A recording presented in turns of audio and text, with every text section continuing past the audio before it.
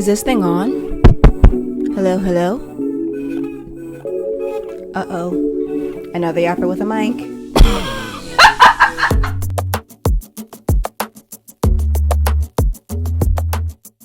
Hello, everyone, and welcome back to the Napkin in Between podcast. I am your host, Dejanay Jones. Y'all, we're so back.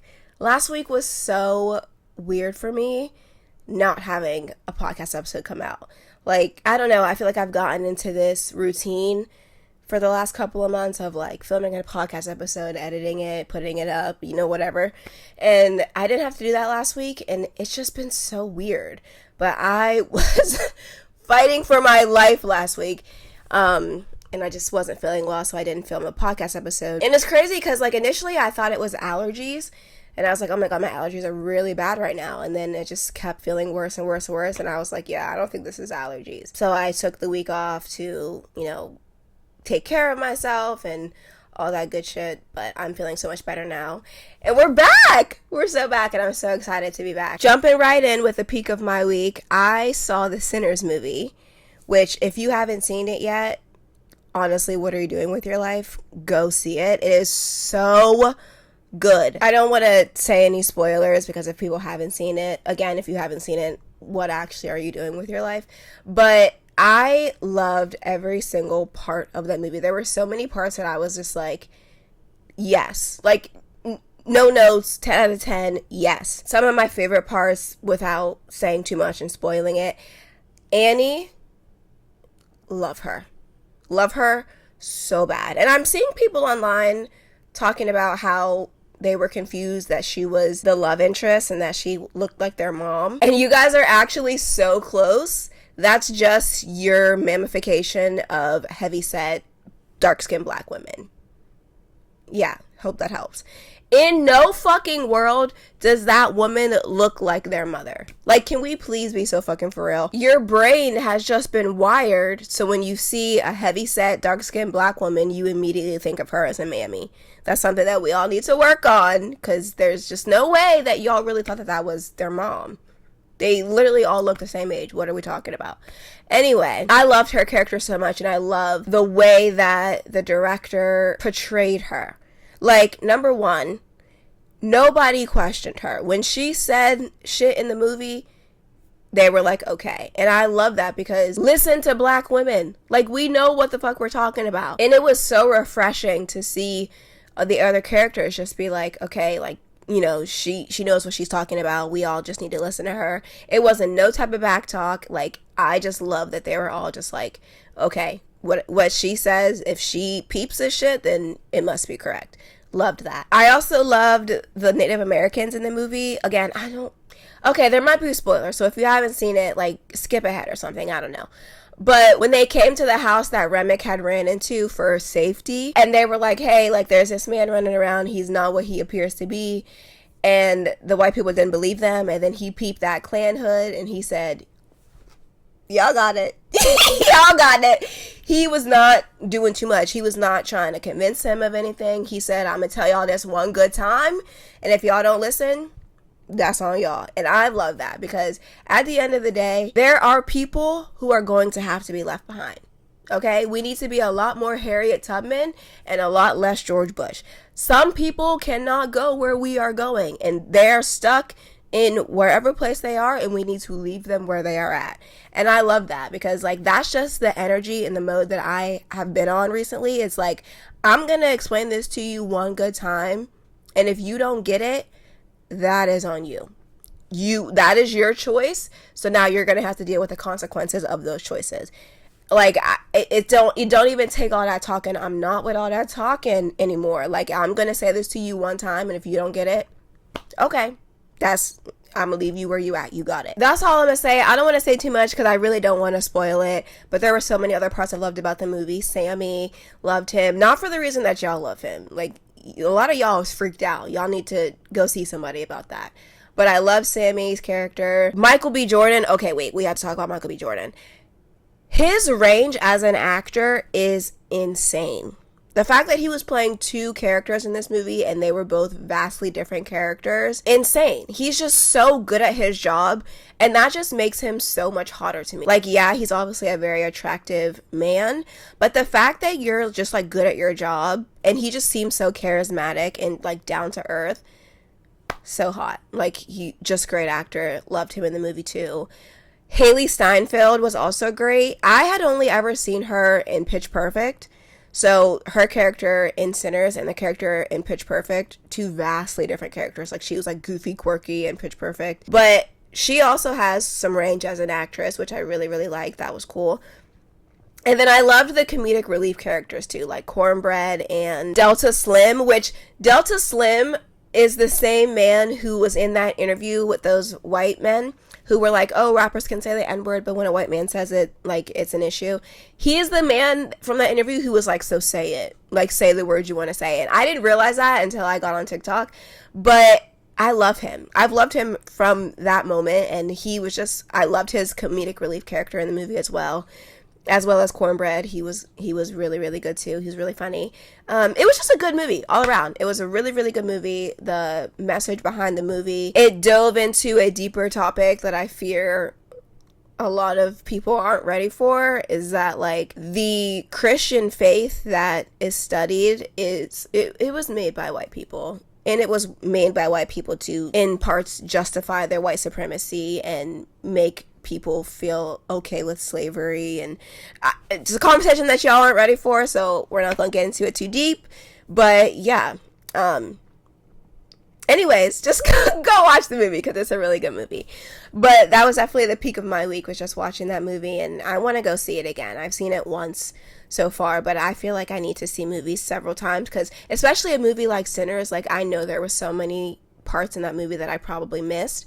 So I do want to go see it again. And if you haven't seen it, definitely go see it because it was a really good movie. I want to hear the peak of your week. Tell me something that made you smile, kept you grounded, kept you sane in the chaos that is the world right now. Segueing into what I feel like has been truly the peak of my life, I am a bald baddie. I am one of your newest bald baddies. I have always known that at some point in my life I was going to go bald.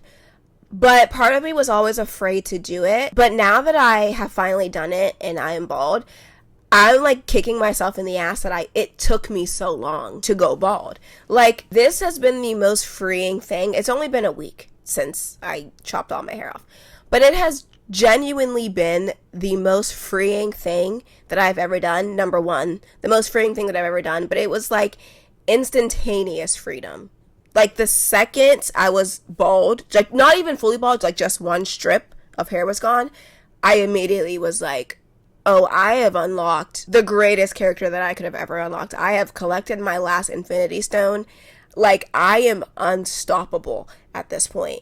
And I feel like, at least for me personally, I was always so afraid to go bald because I felt like I had a really big attachment to my hair, which was very rooted in my own internalized anti-blackness and racism.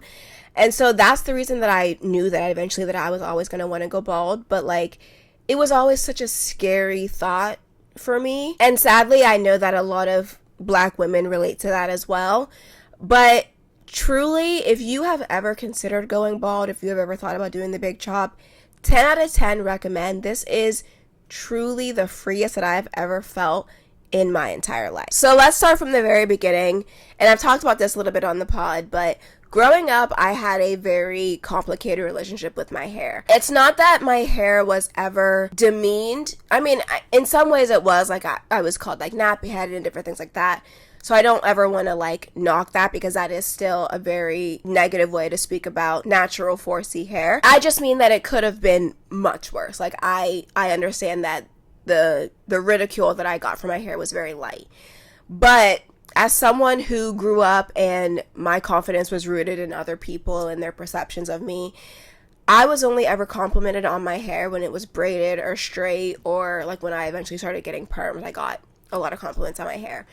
So again, because my confidence was rooted in other people's perceptions of me, and that was the only way that my hair was ever complimented, like, I was constantly wearing braids, constantly wearing sew-ins, constantly perming my hair. Like, I felt like that's what I needed to feel pretty. And so eventually in 2019, and I've done an episode on this if you haven't seen it yet, it's in my episode, it's called What Radicalized Me, so I don't want to talk about it too much because this is a conversation that I've already had. But in 2019, I eventually stopped getting perms. But leading up to 2019, I was getting perms every 6 weeks for like a year and a half.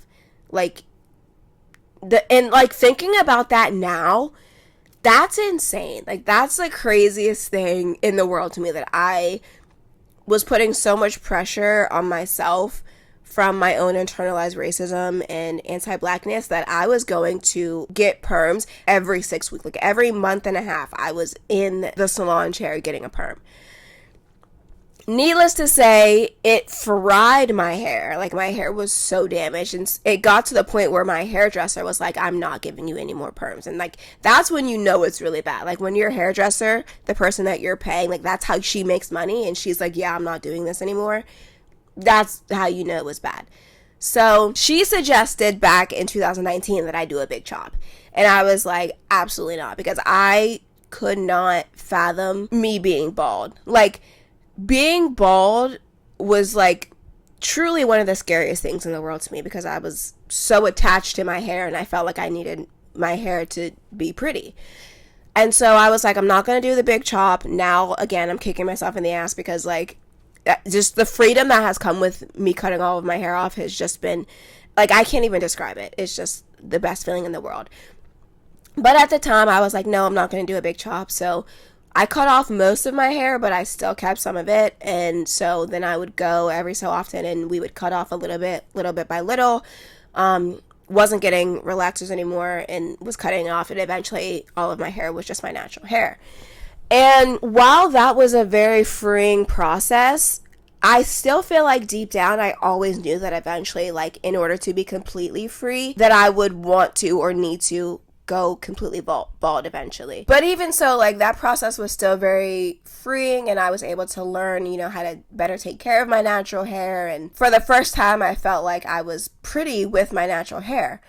But I was still very much like in the shackles of my internalized racism and anti-blackness, because yes, I was wearing my natural hair more, but I was still getting braids a lot of the time, or wearing sew-ins or clip-ins, or like just anything to like hide my natural hair. Like, I was wearing it, but I was still very much hiding it. So I'm going through this process of, you know, trying to be more comfortable with my natural hair while simultaneously trying to hide it. And while my hair was doing better, like it was flourishing more for sure.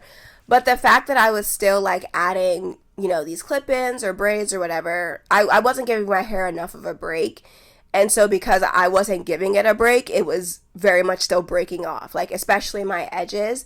I was still putting a lot of tension styles on my edges and different things like that. So I noticed that my edges were like leaving, essentially. Like, they were like, okay, you're not going to give us a break, then we're just going to give ourselves a break and break the fuck off. You know what I mean? And so eventually I was like, okay, like I really do need to give myself a break. And that was, by this time I was living in Atlanta, and I thought about cutting all of my hair off, like going bald, but I was still like, can't do that yet. Like, I just wasn't there. I wasn't there. And so I started wearing my natural hair more, of just like, I would wear like my afro or different things like that. And at that same time was when I was nannying Callie, and also started posting on social media. I've talked about this, you know, posting on social media and nannying Callie were both things that really helped me to unlearn a lot of my anti-blackness and internalized racism. Like, those two things were the things that really catapulted me into really unpacking my anti-blackness and internalized racism. And when I started to really unpack all of it, I realized that like 80% of it was in my hair. And then after Atlanta was when I moved to New York City, and I met my roommate Talia, who is one of my best friends now. But her and I would talk a lot about, you know, wanting to shave our hair off and going bald. And they were little conversations here and there. And then I would also, so I was starting to try to do other styles other than like my afro. And I was trying to do like 2-strand twists and flat twists and different things like that. And when I would do the flat twist, which is what I noticed worked better for me, my hair is very fine. And so the 2-strand twist just didn't work for me personally. I found that on my hair, the flat twist worked better. But I would do the flat twist, and I was kind of subconsciously, at first, I didn't realize this, but subconsciously I was using this as a way to like get used to seeing myself with no hair. Because like when my hair was flat twisted, it was like completely like twisted down, and I couldn't see my hair as much, and I could literally just see my face. And I don't know how to explain it. I don't know if that really even makes sense, but it was just like a way for me to kind of get used to just seeing my face. But I would see myself like that, and I'd be like, wait, like, this is kind of tea. And then I started doing styles on social media because, like, I can't do hair. I have watched so many YouTube videos. I have tried so many things, and it's just not a gift that I have. And I feel like that's God's way of keeping me humble. Like, he knew if he gave me the gift of being able to do hair, it would very well be over for you bitches. Like, y'all can't tell me shit now anyway, regardless, but y'all really couldn't tell me shit if I knew how to do hair. But I started doing my hair online because I wanted more tips and different things like that. And I would always get comments, especially when my hair was flat twisted and I would be taking out my flat twist, of people being like, oh, like, you should try a pixie cut, or I could see you being bald, or different things like that.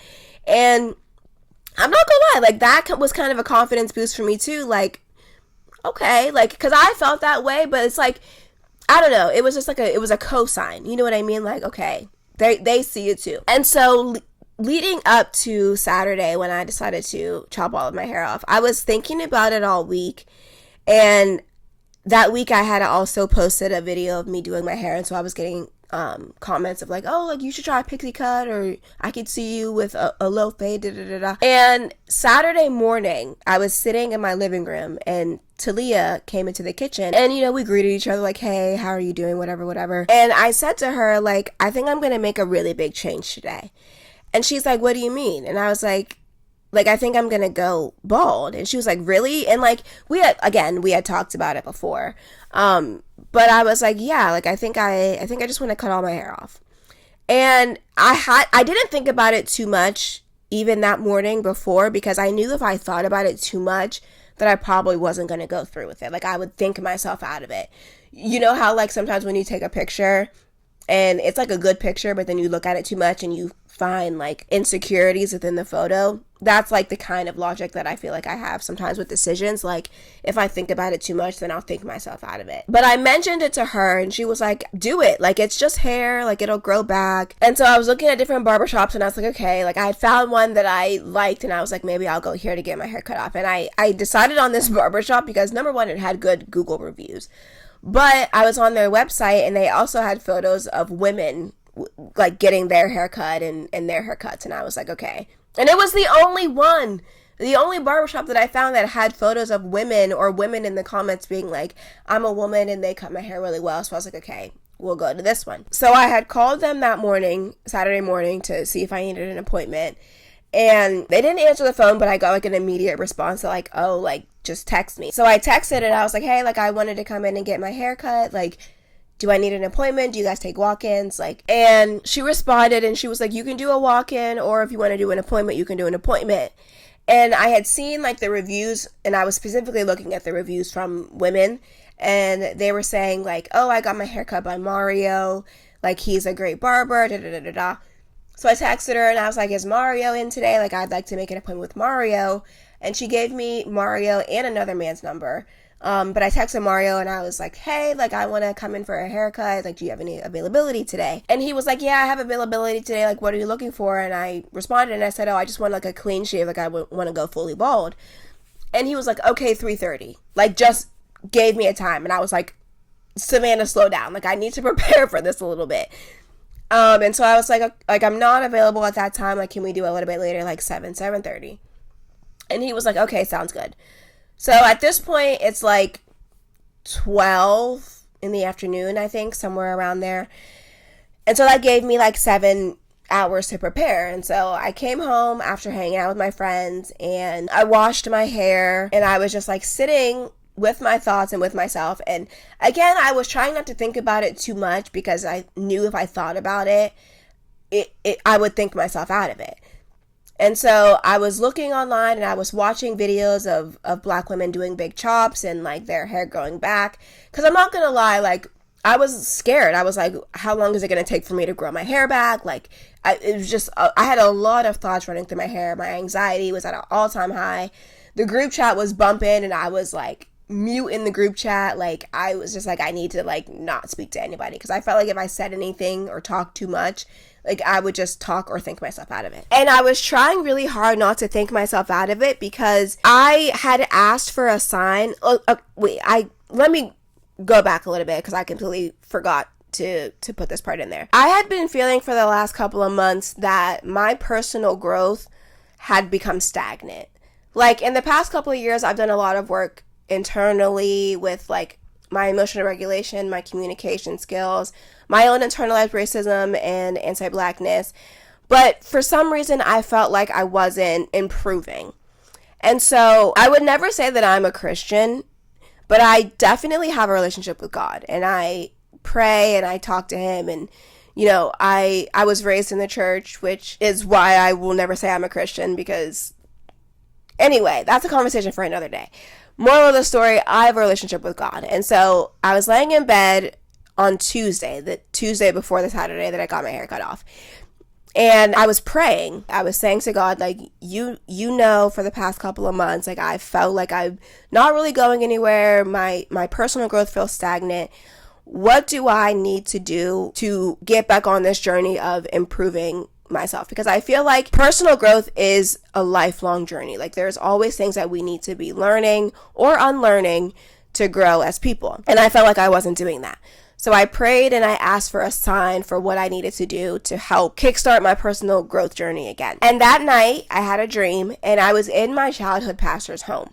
Now, again, like I just said, I was raised very heavily in the church. And while a lot of the people in the church are not sing the pearly gates, my childhood pastor is exactly who God has called her to be. Like the people in the church that I grew up in, they may not be seeing the pearly gates, but it's not because of her. Like she is exactly who God has intended her to be.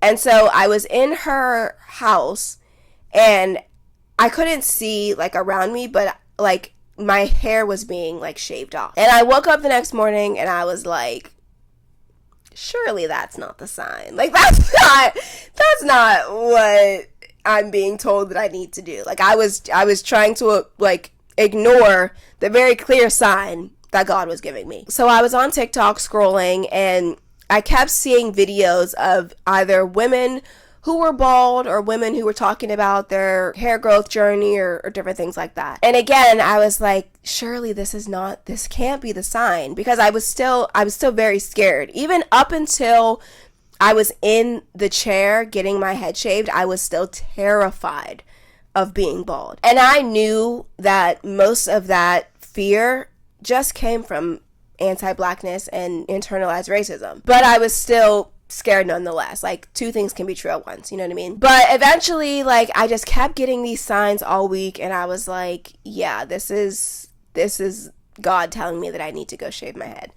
And so, like I was saying earlier, I texted this barber and, you know, set the appointment. And so after I got home from brunch with friends, I washed my hair, I was sitting in my room and I was scrolling on social media. I was like watching different videos of women getting a big chop and trying to see how long it took their hair to grow back, because I was trying to gauge like how long it would take me, because again I was still very, very scared. And I was like, oh, I don't know if I really want to do this. And so it gets to the time that, you know, it's time for me to go to the barber to get my hair cut off. And as I'm walking to the barber, I can like feel my heart beating like in my ears. Like I was just so nervous. And so I walked into the barber shop and there was a man who walked in behind me. And I walk in and initially I don't say anything. I'm just kind of standing there because I'm like, I don't really know what to do. I'm terrified. And so the man behind me is kind of looking at me like, girl, are you going to say something? And I'm just standing there like not saying anything. So he walks around me and he's like says to the workers, they're like, hey, I just need like a line up and a trim or whatever. And the guy's like, okay, like go to him. Like, you know, he can help you. And then he looks at me and he's like, hey, like, can I help you? Because I'm still standing there. I haven't said a single word since I walked in. So they're all looking at me like, girl, are you okay? Like, can we help you? And so I said to him, I was like, hey, I have an appointment at 7:30 with Mario. Come to find out, the guy that he had just sent, the guy who wanted the trim in lineup or whatever, he had just sent him to Mario. And so he's like, Mario, like, your 7:30 is here. And Mario's looking at me, he's like, oh. And he, like, goes to tell the guy to, like, he has to move because he didn't have an appointment. But I was like, no, it's okay. Like, take care of him first. Because, number one, I still needed a little more time. And number two, more importantly, I wanted to see how he cut his hair. Because if he would have fucked his shit up, I would have been like, never mind. I don't want this anymore. So I let him go first. And he does a fine job. It takes him, like, 10 minutes. So I was like, okay, I guess it's my turn now. And so I sit in the chair and he's like, you're the clean shave? And I was like, yeah. And so he looks at me and he's like, okay, like, show me pictures of what you want. And so I had already had pictures queued up because I was looking at videos and pictures, like, before I got to the shop. And so I showed him pictures of just, like, bald black women. And I was like, this is what I want. And so he's like, okay. So he starts getting everything ready, whatever. And he just immediately starts shaving my head. And I love that he didn't ask me too many questions. Because if he would have kept asking me too many questions and not have just done it, I probably would have just been like, never mind. Like, I would have thought about it too much. But he immediately just starts shaving my head. And like I said, the second he started shaving, and then with every stroke of the razor after, it was like I could feel the weights and the shackles just like falling off of me. It was the most freeing feeling in the entire world. And he's shaving my head. We're not having any conversation. I'm just kind of sitting there and he's just shaving my head. And it was just like, I wish I could describe it, but it's truly like, it was like an indescribable feeling. But like with every shave, it was just like the less anyone's expectations or anyone's feelings or anyone's, like, it didn't matter anymore. It just didn't matter to me. And so he shaves my head.